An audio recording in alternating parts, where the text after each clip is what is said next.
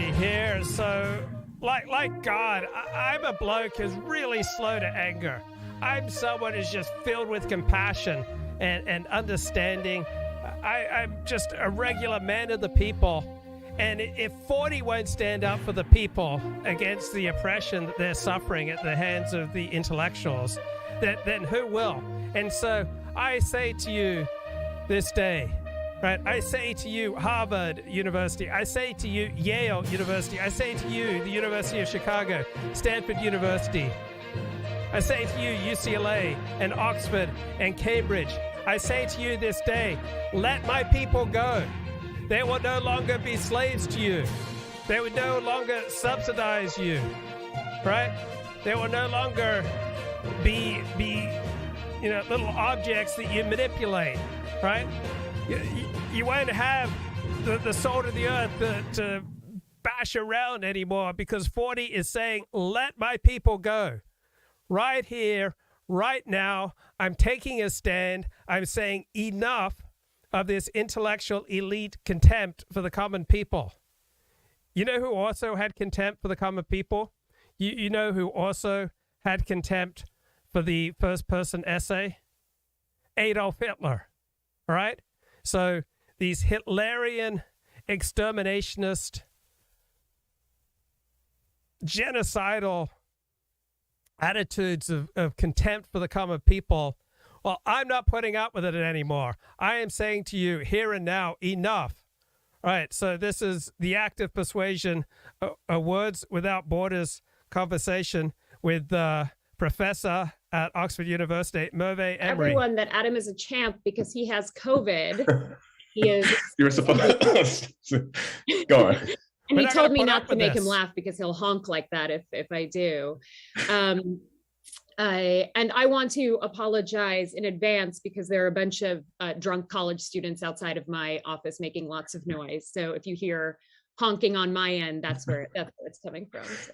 Great. We'll make sure. Maybe they'll really learn something from us tonight. I doubt it. We're not going to put up with this anymore. And I always know, so speaking of heroism, when I see Merve in her business pajamas, I know it's going to be an excellent event. Is it 11 at night where you are? It is 11 at night. It is 11 at night where I am. And I don't know who stays in their, jeans or whatever until near midnight, but I don't. So. We're not going to put up with this. All right, we're not going to be manipulated just because she's in a very classy pajamas, just because she's drop dead gorgeous. All right, we're not going to put up with being depersoned, dehumanized. All right. So let's go to the impersonal essay, Oxford Center for Life Writing. And we're not going to put up with this anymore. Everybody. Thank you for joining me today.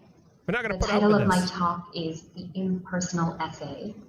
And it is the first part of a longer essay on the history and the aesthetic function of the personal essay as a genre that will be appearing sometime next year in the Cambridge Companion to the Essay, edited by Evan Kindley. So this sounds, all right, this sounds, so academic. It sounds, filled with love and kindness, but you don't understand the monster behind these pretty words. You don't understand what's really going on. So I'm talking about this Merve Emre essay in the November 3rd, 2022 edition of the New York Review of Books. So please get out your latest edition of the New York Review of Books and let's walk through this together. Okay. So you got me in my business jammies, yeah. We're exhausted. We're on cough medication. Let's get into it. You're ill. Yeah, let's do it, man. Yeah. It's going to be great. So we wanted to start. This website is amazing. Okay, take it away. You guys have done. So please, I want you to pick up the November 3 New York Review of Books, all right? Merve Emre, The Fictions of the Personal Essay. So please, like pick up your New York Review of Books. Let's do this together, all right? We are not just individuals having a subjective experience, all right? So we're children of God who are having a social and transcendent and spiritual experience. We're not just physical beings, all right, having physical experiences, all right? We're spiritual beings who just so happen to have, physical manifestations. And so it's on page 43, all right, the illusion of the first person. right? You see how it works, the illusion of the first person? She's saying that what we're having right now, aside from like the social and the objective experience of this, is just like world-class live streaming. I mean, this is like Top Gun, theology, philosophy, literary criticism. I mean, this has got it all. But we're also, in addition to all those awesome objective experiences, all those social experiences that we're having right now, we are allowed our subjective experiences, but she wants to deny them to us, right? Page 43. Please turn in your New York Review of Books. The illusion of the first person, right? I'm having a social experience with you, but I'm also having a subjective, personal, first-person experience, and she wants to say that doesn't count for anything. This is just like Schindler's List, right? I'm like that little girl, right? Except I'm not wearing red, right? I'm like that little girl, like I'm being sent to the gas chambers right now. And all I'm going to leave behind, essentially, is this live stream. Like, this live stream is my teddy bear from Schindler's List saying, no, let my people go. We get to have our subjective first-person experiences, and you don't get to diminish them. You don't get to deny them, all right? I'm not going to put up with it. I'm going to stand up for the people, all right? So she claims that the first person is illusion, all right? This is absolutely bonkers. Like, how on earth could a smart, charming, beautiful woman with such a nice free neck and lovely pajamas like Oxford scholar Merve Emre believe this? The best explanation for why she believes something so bonkers is that she's been overtaken by the insanity that's simply endemic to her social class of intellectuals. So I want you to also pick up, go to your bookshelf right now and withdraw from it John Kerry's 1993 book. I think he was also an Oxford scholar, The Intellectuals and the Masses, Pride and Prejudice Among the Literary Intelligentsia, 1880 to 1939. Right. His thesis is that once the masses gained literacy, intellectuals had to deny the humanity of most people in order to feel good about themselves. That's what these intellectuals here are doing when they're saying that there's no first person. It's just a fiction. I don't believe that my subjective first person experiences are fictional. I don't believe they're nothing. I feel, I yearn, right? I have weaknesses. I have longings. I have desires. I have passions. I have hopes and dreams. Don't tell me that they're a fiction. All right, here's the subhead to her essay. A historical survey of the personal essay shows it to be the purest expression of the lie. Wow, that's pretty heavy wording here. Purest expression of the lie. That individual subjectivity, right, that's my own personal experience, aside from the collective, social, transcendent, objective, transformative, revolutionary, moral, philosophical, and religious experience that we're all collectively having right now. I'm also having my own individual, inner, first-person, subjective experience. And does that count for nothing? Am I just like that little girl being sent into the gas chambers? Right? My individual subjectivity is a lie, right? So this is what she says. Historical survey of the personal essay shows it to be the purest expression of the lie that individual subjectivity exists prior to the social formations that gave rise to it. Okay, so there's no individual subjective experience prior to participating in society. What about those of us who essentially grew up outside of society? Do we not have a genuine inner life? I was raised in outback Australia by kangaroos and dingoes. And did I not have feelings? Did I not have first-person individual subjective experiences? And then, later on, I made common cause with Aborigines, as I was navigating the complexities and dangers of life in outback Australia. So I grew up outside polite society. I grew up a Seventh-day Adventist. I was on the margins. I was shunned and shunted away from society. Are you going to deny me my genuine inner life? Are you going to deny me the importance of my subjective experiences? And she begins her essay with a quote from Theodor Adorno, who, as we all know, is a member of the Frankfurt School, right? These left-wing Marxist, socialist deconstructionists, right?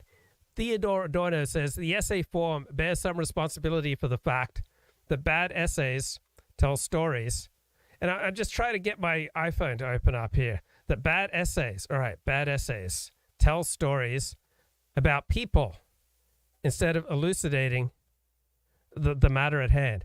So what the hell? Why exactly is telling an essay about people? Like, how is that inferior? Why is it a bad essay if you're telling a story about people instead of elucidating the matter at hand? Why can't the matter at hand be the individual and his subjective experiences? I long, I loathe, I feel, I love and hate, I desire, I have passion, right? I feel, sometimes I feel lost and lonely inside. I feel scared. I feel helpless. Sometimes I feel strong and mighty, right? You're going to tell me that those feelings count for absolutely nothing? Why are live streams about my inner subjective experiences like bad? Like, why are these bad vlogs? Like, why do I have to elucidate some objective matter at hand? Why can't we just spend time here, talking about, my subjective experiences? Like, I don't mind talking with women, right? I mean, I've gotten to understand, right, what's been going on, why I feel so much fatigue, right? I understand my profound sense of fatigue. Oh, you can't see it. It's not objective. It's my subjective experience. Yeah, I understand the feelings of emptiness that I've had following COVID. But luckily, I've been able to interpret these feelings correctly. They're all about loss of essence. And this woman, Merve Emre, says that my essence, my inner subjectivity accounts for nothing. Now, I can assure you that these feelings have not recurred. It is professors like Merve Emre. They sense my power. Dr. Merve Emre, she seeks the life essence. And I do not avoid the professors. I do not avoid the women, but I do deny them my essence. And I say to them, let my people go. No more sucking at the public tit to deny people their individual subjective experiences and to say that essays about people are somehow bad people. Let my people go. I mean, this way of thinking represents a complete loathing of you and me. It's a loathing of the people. And naturally, Merve Emre, she is a Virginia Woolf scholar, right? Virginia Woolf, shortly before she died, this is what she wrote in a journal. Wednesday, 26th of February, 1941. Yesterday in the ladies' lavatory at the Sussex Grill at Brighton, I heard. She's a little simpering thing. I don't like her. But then he never did care for big women. He has wonderful white teeth. He always had. It's fun having the boys. If he don't look out, he'll be court-martialed. They were powdering and painting these common little tarts. Notice the contempt here. These common little tarts. I mean, I don't speak that way about women. I respect women. I love women. I adore women. While I sat behind a thin door, peeing as quietly as I could. Then I was at Fuller's, a fat, smart woman in red hunting cap pearls, check skirt, consuming rich cakes. Why shouldn't fat women eat all the rich cakes they want? Are you going to deny them their subjective first-person experiences? Her shabby dependent also stuffing. So a fat woman and her kids are eating cakes, and you want to deny them that? You just want to pour out your contempt on them? They ate and ate, and that's a bad thing? Something scented, shoddy, parasitic about them. Look at this contempt that the intellectuals have for ordinary people and their subjective first-person experiences. Where does the money come to feed these fat white slugs? You know who also had these attitudes? Adolf Hitler. All right, so John Kerry, in his great book, all right, The Intellectuals and the Masses, Pride and Prejudice Among the Literary Intelligentsia, he notes that when Virginia Woolf wrote this entry in her journal, she had only a short time to live. Madness and suicide were soon to claim her, right? She's nuts, but it's a kind of insanity that is endemic to her social class of intellectuals. All right, this harmless chatter that Virginia Woolf is listening to with rage and loathing, all right, it's the same sort of, women's conversation we hear in T.S. Eliot's The Wasteland. The topics are the same. Men, teeth, the army. The phrasing is echoed. Like, this is what's going on. T.S. Eliot, Virginia Woolf, Adolf Hitler, they all loathe ordinary people doing ordinary things. right? This scene is invented. The women at Fuller's are not slugs. I mean, common little tarts is such a dismissive way of describing the occupants of the Sussex Grill Laboratory. I mean, she imagines the women, and she's just absolutely infuriated by what she imagines. Like, the intellectuals have these fantasies about the masses, and it just arouses in the intellectuals this fury, loathing, and fear. They are not comfortable to live with the masses, right? So the intellectual phobias that dominate people like Merve, Emre, and Virginia Woolf, and Adolf Hitler, right? These phobias are circular, they're self-deluding. The mass is invented by the intellectual, whom the invention then gives pain to, right? This is insanity. So here's another example. Rainer Heppenstall, 1911 to 1981. He was a friend of George Orwell, Dylan Thomas, Eric Gill, Middleton Murray. He worked for 20 years as a drama producer for the highbrow BBC Third program. He was an archetypical 20th century intellectual. He regarded himself as a failed artist who'd been neglected by a Philistine public. He achieved brief celebrity with his first novel, The Blaze of Noon, published in 1939. His later novels met no comparable success. Though his BBC job gave him ample income, he watched the dwindling proceeds of his writing resentfully, and he enjoyed contemplating the extinction of large sections of humanity, just like Nietzsche, just like H.G. Wells, just like Adolf Hitler, right? Just wants the extinction of large sections of humanity. So he writes in his journal, there are a whole race, the Arabs, and a mongrel people, the Irish, right? Richard Spencer also has these inclinations, upon whom, if it were possible, merely by pressing a button, I would happily commit total genocide, right? This is like Richard Spencer's attitude towards Marjorie Taylor Greene, the MAGA crowd, Turks, all these other people. So let's get back to Merve Emre. This is how she begins. The personal essay is a genre that is difficult to define. Why? What's so difficult? I didn't even graduate college. I can define it, but easy to denounce. The offending element is rarely the essay as a form, but its content, the personal. A permanent temptation for a form whose suspiciousness of false profundity does not protect it from turning into slick superficiality, writes Adorno. So a list of counterparts to the personal essay might include more admirable imaginary genres such as the structural essay, the communal essay, the public essay, the critical essay, and the impersonal essay. Or as Adorno insinuates, the good essay, which prioritizes elucidating the matter at hand instead of telling stories about people as bad essays do. So why is the personal just so delicious to denounce? Why are the structural, the communal, the public, the critical, and the impersonal essays superior to the personal essay? Do my feelings not count? Like, what's wrong? What is lacking in value in my subjective first-person experiences? Like, what we have here at core is just a loathing of humanity so intense that it is insane. There is no inherent justification for believing that the personal is of less importance than the structural and the impersonal.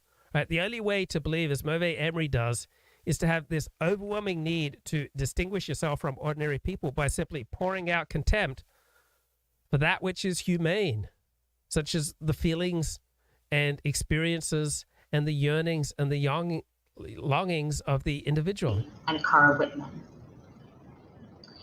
So the talk, as it is structured, begins with an epigraph, and that epigraph comes from Theodore Adorno's The Essay as Form, and here it is.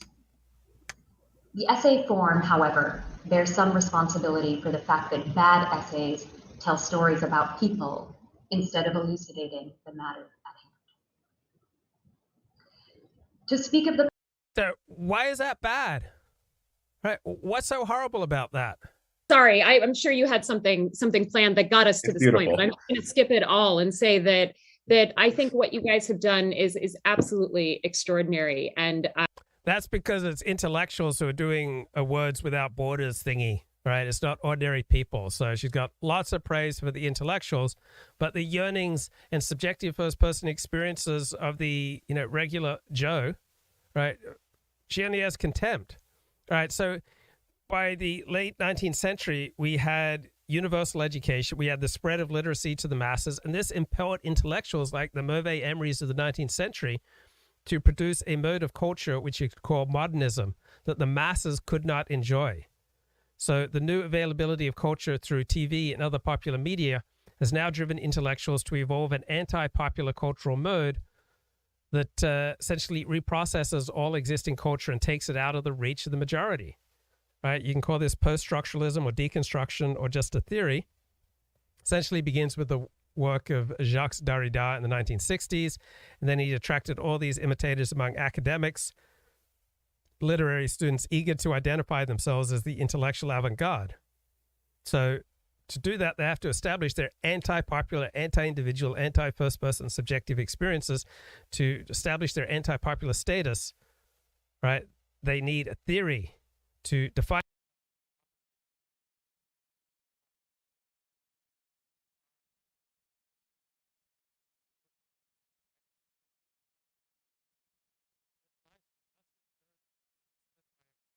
not necessarily a highly educated audience. So another problem that intellectuals have with the first-person essay and with TV and with popular culture is that awful thing, human interest, right? TV has broad appeal because it focuses on personality, right? Intellectuals like Merve Emre, they load the subjective first-person experiences of individuals, right? So in TV's cultural coverage, that they interview writers, actors, directors, right? But theory dismisses biographical approaches as trivial and irrelevant. It denies that there is any ascertainable connection between authors or artists and the meaning of the works they produce. So theory is basically in accord with the early 20th century aesthetics of Clive Bell's work Art and Ortega y Gasset's The Dehumanization of Art, which taught that only people incapable of emotion look for human interest.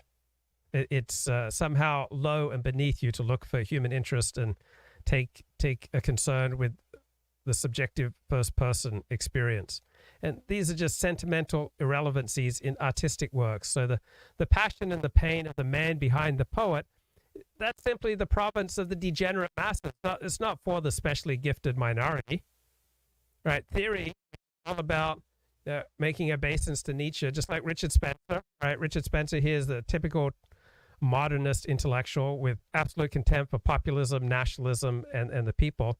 So this theory teaches that art and literature, they're all just self-referential, self-reflexive. They have no relevance whatsoever to the real world as the life ordinary people lead. Right? This is perfectly in accord with the Bloomsbury aesthetics, horror of the photographic realism of the gross herd, what the ordinary people clamor for, newspapers, realistic writing. Right? This led Clive Bell to disdain 17th century Dutch art as simply a collection of chromo photographs. Roland Barthes wrote an essay, The Death of the Author. Right? This is a landmark in the late 20th century dehumanization of literature. And he urges his disciples to be aristocratic readers. And that's essentially the mission here of a Merve Emre. I spent hours that I did not have to spend today reading through the first 7 or 8 pieces that are highlighted on the homepage. So really, congratulations to the whole. Yeah, but that's only congratulations to the intellectual elite. The personal essay is to speak of a genre that is difficult to define, but easy to denounce, in a loud, almost indignant clamor to the world at large. The offending element is rarely the essay as a form. It passes unscathed. But its apparent content, the personal, a permanent temptation for a form whose suspiciousness of false profundity does not protect it from turning into slick superficiality, writes Theodore Adorno in the essay. So notice all this tension here in her throat, man. She could receive so much benefit from a good Alexander technique lesson. So let's go to Merve Emre's second and third paragraphs here. What makes essays that tell stories about people bad? For Adorno, as for Walter Benjamin, one of the essayists that Adorno most admired, essays about people betray the true object of essayistic criticism, the private individual. The private individual is not a particular person with a particular story to tell, no matter how distinctive, original, or purely bizarre that story may be.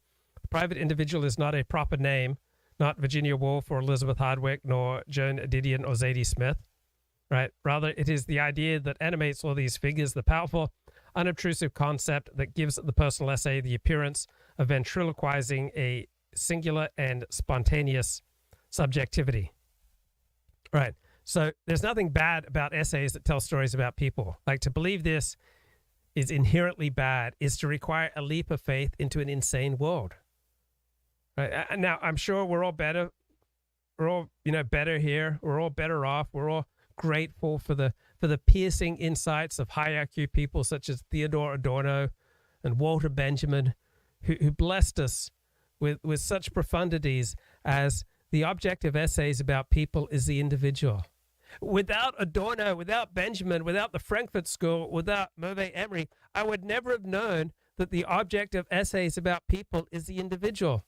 Who would have thought such stunning commentary? This is why we need Oxford and Cambridge and Stanford. Like, who else could have come up with this? Would never have occurred to me if Adorno and Benjamin hadn't said it. Like, otherwise, I would have thought that the true object of essays about people were black hole physics. Right?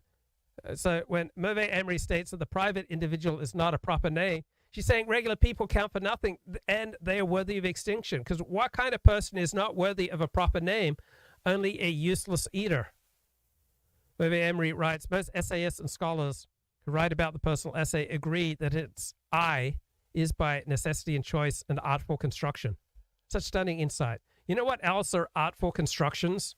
Luke Ford live streams, the New York Review of Books and its productions, the pyramids, the Great Wall of China, Chichen Itza, Petra, Machu Picchu, the Christ the Redeemer statue in Rio de Janeiro, the Colosseum in Rome, the Taj Mahal in India. What do all these things have in common? They are all artful constructions. How on earth is something nothing and useless just because it is an artful construction? How is something reduced to nil by being artistic and constructed? Like, from my primitive perspective, right, artful constructions are usually of far more worth than unartful deconstructions. Merve Emre writes, watch, they say, as it flickers in and out of focus as a simulacrum, a chameleon, a made-up self, a series of distorting representations of the individual from whose consciousness it originates and whose being it registers. So if the subject of the personal essay or the live stream doesn't flicker, if he remains in focus, then it's objectively good.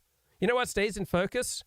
Luke Ford live streams, realist writing, good TV, good movies, right? What exactly is worthless about a subject that flickers, is created, and has chameleon qualities? Do only those objects that never change and always shine brightly deserve our respect and attention and admiration? Why? The individual does not originate from himself, and the individual does not only register in himself. The individual is always the product of two people mating, and he's usually born and raised in a tribe, and he knows himself through his interactions with others in the tribe, upon whom he makes varying impressions, right? I don't only register in myself. I register in your heart and soul. As form. Consulting even the soberest of entries in the Oxford English Dictionary does nothing to shake the dismissal and suspicion the personal evokes. If anything, it only intensifies it. The personal, we are reminded, is what is individual and private. Its concerns are bodily, physical. It signals the presence, immediacy, and particularity. Oh, shoot. Whoops, I just accidentally deleted that window. Anyway, what is of so little care and concern about the body? Like, what's wrong with the body? The body is awesome, right? There's absolutely no reason whatsoever to have contempt for the body.